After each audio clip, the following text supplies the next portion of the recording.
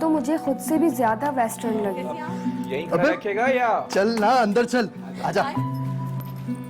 चलो चलो चलो, ये भी दे दे यार, छोड़ ना। अरे यार अबे चल छोड़ ना। छोड़। अच्छा। आप तो इतनी साफ उर्दू बोलती हैं, मुझे तो आपको देख के कॉम्प्लेक्स हो गया। हमारे घर में इंग्लिश बोलने पर पाबंदी थी। मेरी अम्मी उर्दू की टीचर थी ना एम्बेसी स्कूल में, और मेरे बाबा शायर हैं, इसीलिए। अम्मी बाबा, ओह माय गॉड। अब तो यहाँ भी मॉम डैड एंड मामा बोला जाता है। गालिब से लेकर जॉन तक मैंने सभी को पढ़ा है। जॉन? जॉन कौन है? अमेरिकन राइटर है? नहीं, जॉन एलिया उर्दू के बहुत मशहूर शायर हैं। अच्छा अच्छा। वैसे हमने भी अमेरिकन इमिग्रेशन में अप्लाई किया हुआ है। बहुत जल्द आप मुझे अमेरिकन बना रही होंगी। वैसे मुझ पे इतनी मेहनत की ज़रूरत तो नहीं पड़ेगी ना? हम दोनों तो तंग आ गए हैं इस सोसाइटी के दोगलेपन से। अजीब है, गर्लफ्रेंड चाहिए जीन्स और टी शर्ट वाली, और बीवी चाहिए बुर्के वाली। अब अपने ससुराल को ही देख लो, बेटे को भेज दिया अमेरिका और बीवी अमेरिकन बर्दाश्त नहीं होगी। क्यों बर्दाश्त नहीं होगी? अरे तो अपने हस्बैंड से ही पूछो ना, इतनी मेहनत क्यों करवा रहा है? वैसे मेहनत रंग लाई है। उदास ही रखती थी, और हम सबसे भी यही डिमांड करती थी कि उदास ही रहे। खुश रहने का रिवाज ही नहीं था हमारे घर में, और मेरे लिए तो खास पाबंदी थी। स्कूल कॉलेज के बाद सारा वक्त पराए घर जाने की ट्रेनिंग में ही गुजरता था। इस दिन भी मुझे कुछ लोग देखने आने वाले थे।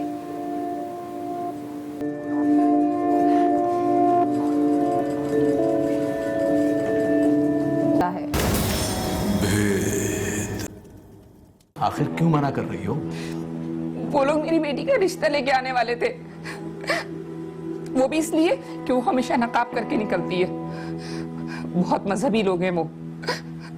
जब उन्हें पता चलेगा कि मेरे घर में अमेरिकन बहू आई है, इससे पहले कि वो मना करे, मैं खुद ही मना कर दूंगी। अम्मी, जैनी बिल्कुल भी वैसी नहीं है जैसा आप उसे समझ रही हैं। अगर तुम्हें मेरी इतनी परवाह होती ना, तो तुम अमेरिका में शादी नहीं करते। जेनी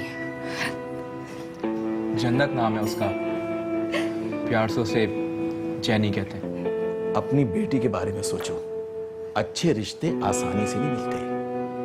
क्या क्या हिमाकत कर रही हो? हेलो जी मिसेस आसिफ, मैं ये कह रही थी कि शाम को उन लोगों को मना कर दीजिएगा। नहीं, कुछ इमरजेंसी हो गई है, मैं फिर बाद में बताऊंगी आपको। जी प्लीज।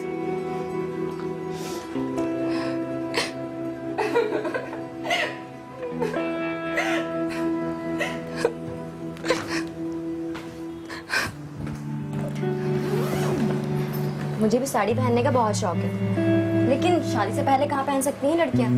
क्यों, आपको नहीं मालूम? लिपस्टिक, साड़ी और नाक की लौंग, ये तो शादीशुदा औरतों की निशानी होती है ना। अच्छा, और अगर अनमैरिड पहन लेती हैं तो क्या होता है? तो तूफान आ जाता है, सुनामी, जैसे आपको देखकर आ गया था।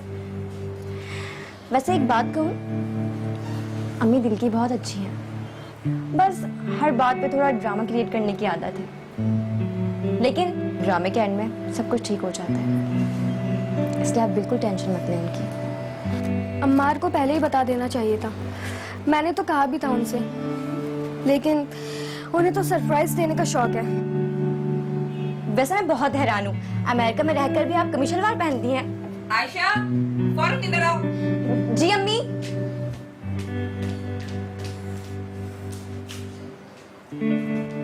तुम्हारे लिए जो लोग आने वाले थे ना, मैंने उनको आने से मना कर दिया। अब वो कभी नहीं आएंगे। और हाँ, वो जो समोसे, पेटिस और कबाब बनाए थे ना, वो लाके यहाँ रखो, ताकि मैं उन पे फातिहा पढूं, और बाहर बच्चों को बांट दो, क्योंकि तुम्हारे भाई ने तो हमें कहीं का नहीं छोड़ा। अम्मार भाई मुझे ऐसे देख रहे थे जैसे वो मेरे मुजरिम हो। ये पहली बार नहीं हुआ था। भाई की शरारतों की सजा हमेशा मुझे ही मिलती थी। जो आइडिया पेरेंट्स पोर्ट्रे कर रहे हैं कि शादी और इस सब चीज़ों का प्रेशर, तो या तो वो एक फैंटेसी वर्ल्ड में चला जाएगा, वो फैंटेसाइज करने लगेगा कि बहुत अच्छा कोई रिलेशन होगा, कोई प्रिंस चार्मिंग आएगा, जिस तरीके से हमारी सोसाइटी में बच्चे की अपब्रिंगिंग होती है और जिस तरीके से हमें अक्सर ड्रामों में और इन चीज़ों में दिखाया भी जाता है जो चीज़ें। तो बच्चा या तो बहुत ज़्यादा फैंटेसाइज करने लगेगा, चाहे वो मेल हो या फीमेल हो। अब जब वो फैंटेसाइज करेगा तो जाहिर सी बात है उसकी नीड, बायोलॉजिकल नीड्स हैं हम सब के अंदर। अल्लाह ताला ने हम सब के अंदर कुदरती तौर पे बहुत सारी नीड्स डाली हैं जो वक्त से पहले उभरने लगेंगी या फिर उसको उन ख्वाहिशात का इजहार करने का दिल चाहेगा। तो जब वो दिल चाहेगा तो जाहिर सी बात है वो दूसरे ऑपोजिट जेंडर की तरफ अट्रैक्ट ज़्यादा होगा। काश मुझ में भी भाई की तरह शरारत करने का दम होता तो मिलने वाली सजा पर इतनी तकलीफ नहीं होती। अपने माँ बाप बहन भाई दोस्त सब कुछ तो छोड़ा ही अम्मी मेरी खातिर। घाटे का सौदा नहीं किया उसने, बदले में माँ बाप बहन भाई दोस्त सब कुछ तो तुमने कुर्बान कर दिया उसके लिए। अम्मी अब क्यों मुझे अम्मी कह रहे हो? मेरा काम तो पूरा हो गया ना, पाल पोस कर जवान कर दिया। अब इन बूढ़े पैरों के नीचे क्या जन्नत तलाश कर रहे हो? जाओ जाकर उसके पाँव दबाओ। अम्मी तुम्हारे साथ भाग कर आइए। खाना लगा दिया है, आ जाइए। थक गई होगी। मुझे भूख नहीं है।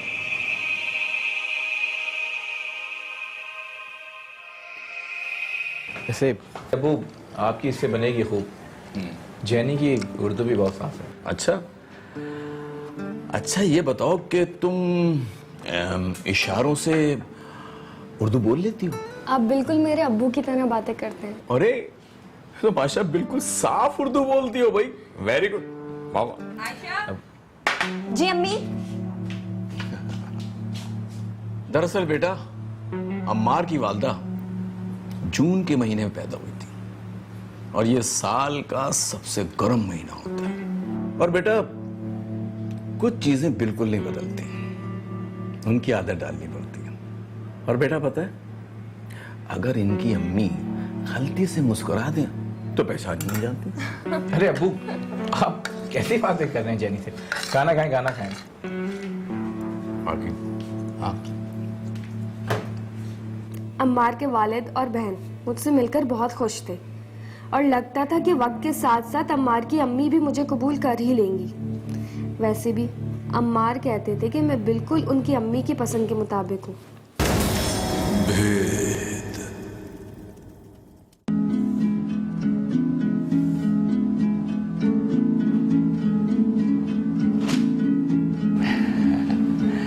दरअसल बेटी मेरी आदत हो गई है, सुबह का अखबार आते ही पढ़ना होता है।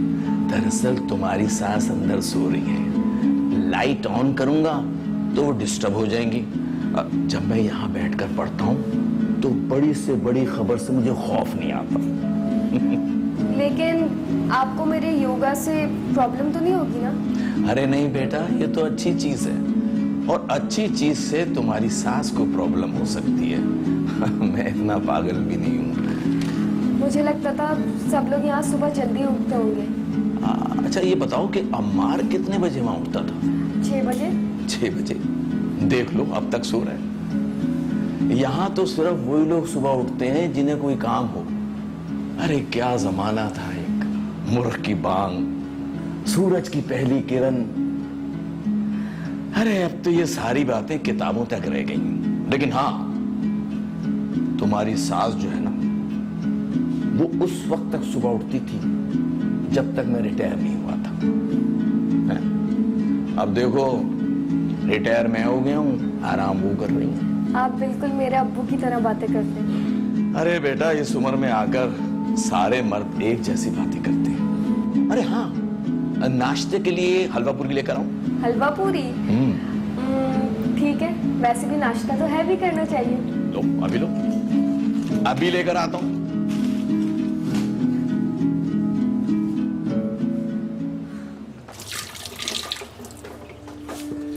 ये बर्तन रात को क्यों नहीं धोए थे? अम्मी धो लिए थे, बस वो कुछ प्लेटें बाकी है। मैं अभी नाश्ता लगा देती हूँ। और ये हलवा पूरी तुम्हारे अब्बा लाए थे? मुझे नहीं पता, वो टेबल पर छोटी प्लेटें रखी हुई थी। जी मेरे लिए लाए थे। आयशा तुम रहने दो, मैं कर लूंगी। एक ही दफा क्यों नहीं मारते थे? अब क्या हुआ? वो आई और तुम्हारी बेटी का रिश्ता होने से पहले खत्म हो गया। आहिस्ता नहीं बोल सकती तुम? हाँ हाँ आहिस्ता ही बोलूंगी। पहले खाना पीना हराम हो गया, इकले देर के आवाज का दम है वो भी चला जाएगा। तुम जानते हो मैंने कल से कुछ नहीं खाया था और तुम उसको जिसकी वजह से मैंने कुछ नहीं खाया उसको हलवा पूरी खिला रहे हो। करो, हमारे यहाँ देर की जाती है। देर किस लिए की जाती है जी? अभी स्टेटस का रिश्ता नहीं आया है, अभी पढ़ रही है लड़की, अच्छा डिग्रियों पे डिग्रियां ली जा रही हैं, उसके बाद क्या होता है कि उसकी उम्र इतनी बढ़ गई कि अब उस तालीमी मयार का रिश्ता आना नामुमकिन है। अच्छा इस तरीके के बहुत सारे स्टैंडर्ड्स हैं। कहीं पर कह दिया जाता है कि जी बेटी को बाप की जायदाद में से हिस्सेदार न बनाना पड़े, इस वजह से उसकी शादी नहीं की जाती।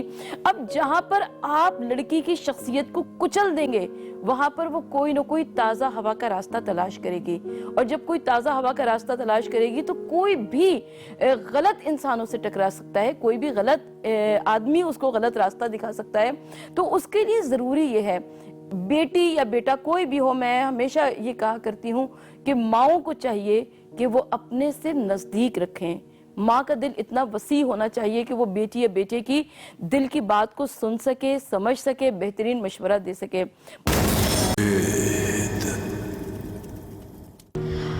सब अदाकार हैं, इनके अम्मी अब्बू बहन सब अलग अलग रोल्स प्ले कर रहे हैं और सबको ये डर है कि अगर अंदर का सच बाहर आ गया तो शायद सब कुछ तबाह हो जाएगा। इनकी अम्मी मुझे एक्सेप्ट नहीं करती तो ना करें, मुझे तो वैसे भी वापस चले जाना है, मगर कम से कम अपनी बेटी को तो गुलाम ना बनाए। वो तो उसे इंसान ही नहीं समझती। इंसान समझेंगी तो बिगड़ नहीं जाएगी, ससुराल जाएगी, इंसानों वाले डिमांड करेगी, वहां कौन पूरी करेगा उसकी डिमांड? ऐसे ही ट्रेन करते हैं लड़कियों को यहाँ। इज्जत नफ्स मार दो ताकि ससुराल जाकर हंसी खुशी रहो हर हाल में। वो बहुत तकलीफ में है, उसे पता है कि उसके साथ बहुत ज्यादती हो रही है, लेकिन सब कुछ जानते हुए भी वो सब कुछ बर्दाश्त कर रही है। यही होता है, लड़कियां फिर अपने घर से भाग जाती हैं और माँ बाप सर पीटते रह जाते हैं। आयशा को लगता है कि उसकी अम्मी उसकी शादी इसलिए नहीं कर रही कि उसके जाने के बाद उसके घर का ख्याल कौन रखेगा, और अगर अम्मार अपने पेरेंट्स को अपने साथ अमेरिका ले जाए तो शायद। खुदा का वास्ता ऐसा मशवरा देना भी मत। अपनी छुट्टियां गुजारो और वापस जाओ। वहां अपने सास ससुर को संभालने का टाइम होगा क्या तुम्हारे पास? ओल्ड हाउसेस को यहाँ पर इतना बुरा समझा जाता है, वरना अगर अमेरिका में होते ना तो वहाँ इनके अम्मी अब्बू तो ओल्ड हाउस में होते और आयशा अपने घर में।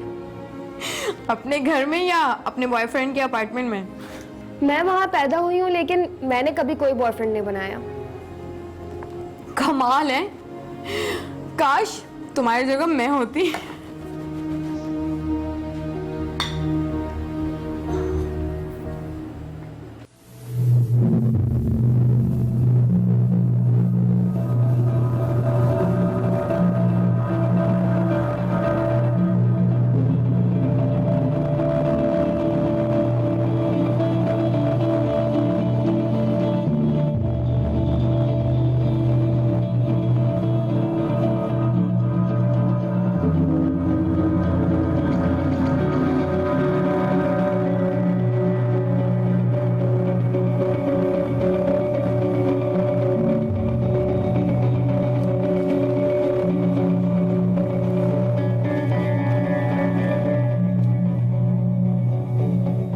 ये पेपर तुम्हारे किसी काम का है या फेंक दूं?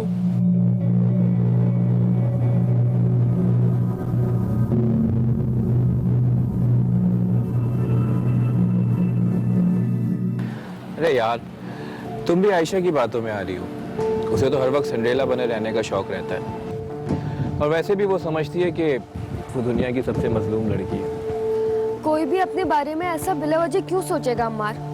घर जाकर स्टोर रूम में देखना, एक बड़ा सा ट्रंक है, उसमें अम्मी उसके लिए बचपन से जहेज का सामान जमा कर रही है। और उसकी एजुकेशन पर कोई खर्चा क्यों नहीं किया? उसे पढ़ने का शौक ही नहीं था, और ना ही कभी उसके कोई ग्रेड्स आए। और बाय द वे, तुमसे किसने कहा कि उसकी तालीम पर कोई खर्चा नहीं हुआ? पहले स्कूल, फिर कॉलेज। और जितना खर्चा आपकी एजुकेशन पर हुआ उसका कोई मुकाबला है आपकी बहन से?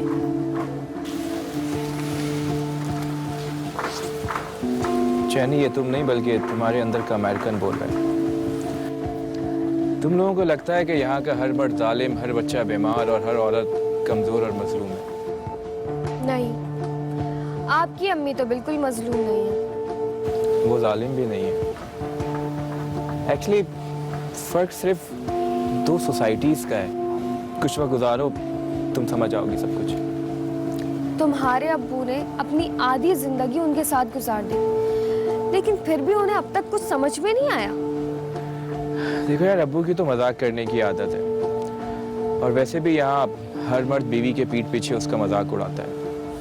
उनकी बातों को ज्यादा सीरियस मत लिया करो। बहन हर वक्त उदास रहती है, अब्बू हर वक्त मजाक करते रहते हैं। क्यों?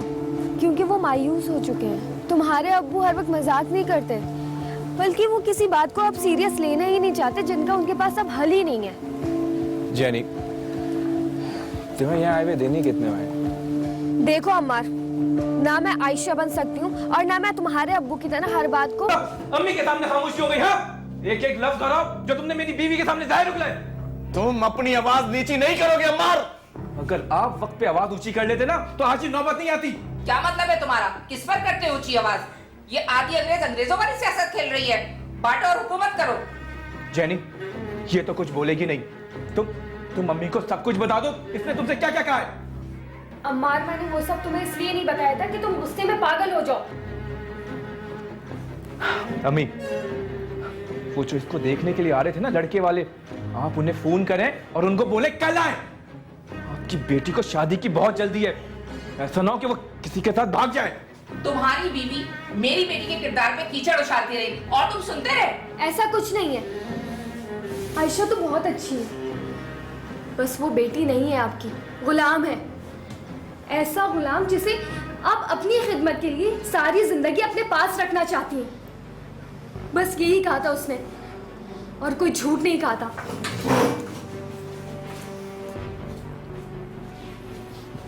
सुन लिया आपने?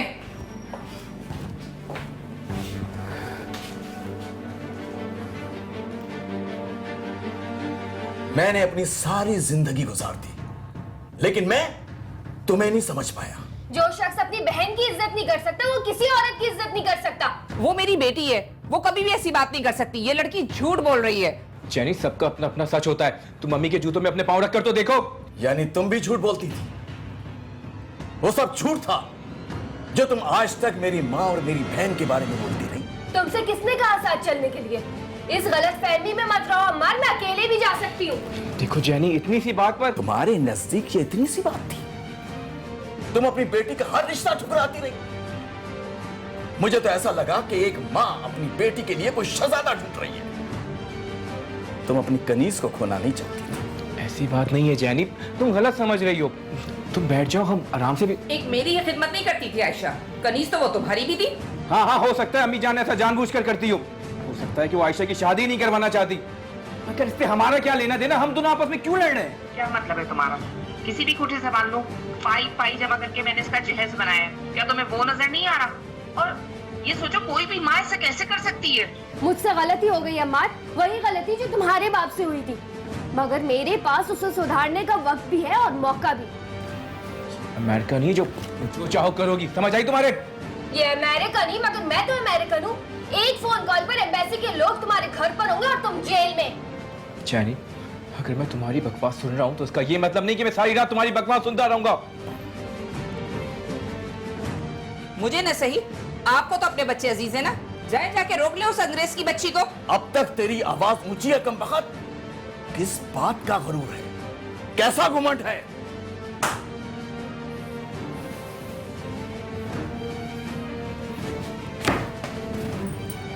शर्म नहीं आती तुम्हें? तुमने जेनी पर हाथ उठाया। इतना बेगैरत नहीं है मेरा बेटा कि उस लड़की की फालतू बातें सुने। ला चाबी दे मुझे। अबू मुझे गुस्सा आ गया था जब से मैं आया हूं। रोजाना किल मचा रखी है इसने। मैं कहता हूं दरवाजा खोल, चाबी दे मुझे। अब्बू वो मुझे जेल भेजने की धमकी दे रही है। तरफ से या फिर कह लें कि माँ बाप की तरफ से, वालिदैन की तरफ से या बहन भाइयों की तरफ से नहीं मिल पा रहा है, और बाहर का कोई भी इंसान उसे थोड़ा सा भी वो चीज़ प्रोवाइड कर देता है और उसकी वो नीड थोड़ी सी भी फुलफिल हो जाती है, उसके अंदर थोड़ी सी भी भरपाई आती है, तो वो उसके साथ भागने तक को तैयार हो जाती है, ये सोचे समझे बगैर कि बाहर जाके उसके साथ क्या मसाइल हो सकते हैं।